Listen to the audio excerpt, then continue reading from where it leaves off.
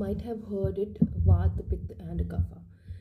जो भी प्रकृति हमारे अंदर डोमिनेटिंग होती है उसके हिसाब से हमें अपना दिनचर्या रहना चाहिए, उसके हिसाब से हमारी डाइट होनी चाहिए, उसके हिसाब से हमारी बहुत सारी चीज़ें हैं जो मैटर करती हैं. तो इसीलिए बहुत बार ऐसा होता है कि जो एक्सरसाइज दूसरे के लिए बहुत अच्छी है या बहुत इफ़ेक्टिव है हमारे लिए काम नहीं कर रही, या वो डाइट जो दूसरे के लिए बहुत बड़ी सही साबित हुई है लेकिन हमारे लिए आई एम सॉरी बिल्कुल सही नहीं है. तो वो सब इसी की वजह से है. ये सब जानने के बाद आई गॉट टू नो कि मेरा जो डोमिनेटिंग प्रकृति है दैट इज़ वात. वात मीन्स जिसमें हवा एयर ज़्यादा होती है, जिसकी वजह से स्किन इज़ वेरी ड्राई, बहुत जल्दी टैन हो जाते हैं, overthinking, anxiety and stress is very much there and joint pain is there. And सबसे बड़ा जो रीज़न होता है इसका that is a very bad stomach, like very sensitive stomach, you know.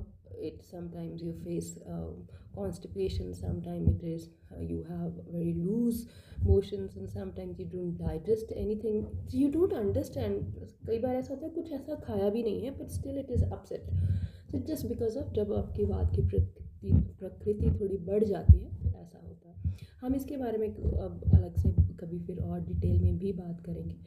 तो वात प्रकृति के हिसाब से मैं अपना दिनचर्या अभी फॉलो कर रही हूँ, उसी के हिसाब से मैं अपनी डाइट रख रही हूँ, उसी के हिसाब से मैंने अपना जैसे मेरी ड्राई स्किन बहुत है तो घी का इंटेक ज़्यादा है, पानी जो है वार्म फूड में ज़्यादा खा रही हूँ, फ्रिज में रखा हुआ या ठंडा या कोल्ड, जैसे बर्गर है, पिज़्ज़ा है, ठंडा कुछ नहीं खाना है, which is not at all good for me.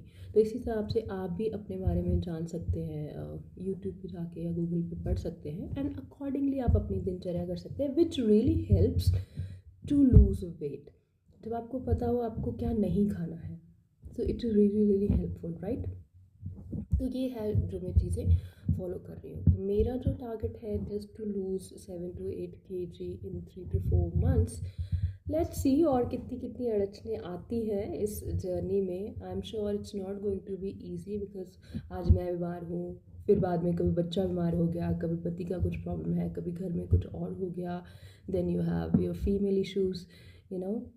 Sometimes you don't feel like doing it, sometimes weather is such, so there are many reasons, but yes थोड़ा अपने आप को push करेंगे and I'm sure you are there to support me and also to, you know, tell me to do it. So that's why I thought of sharing all that with you, and I'll see you very very soon again. Till then, take care. Bye bye.